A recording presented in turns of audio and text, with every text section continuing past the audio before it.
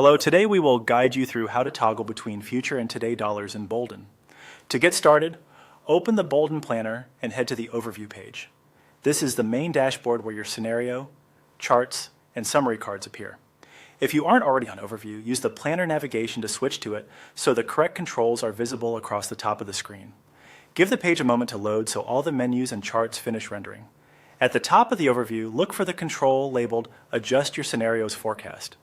It appears as an icon and menu near the page header. This is the switch that controls whether the planner shows values in future dollars or today's dollars. If your window is small, you may need to expand the browser or scroll slightly to see it.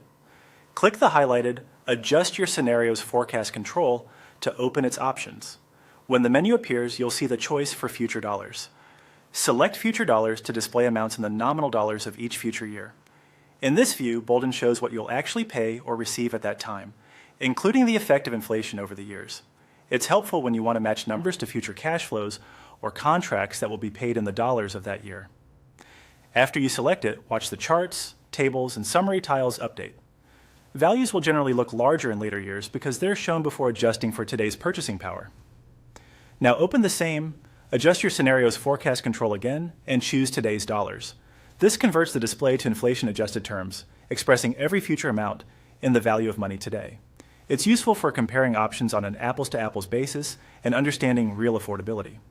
When you pick today's dollars, the numbers will typically appear smaller in later years, reflecting that a future dollar buys less than a dollar today.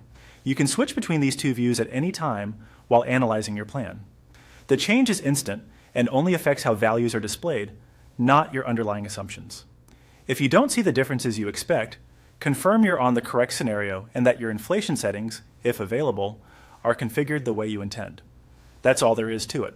Open Overview, use the Adjust Your Scenarios Forecast control, select future dollars to see nominal amounts, or today's dollars to view inflation-adjusted values. Toggling as you review charts, timelines, and summaries will help you interpret your plan clearly from both real and nominal perspectives.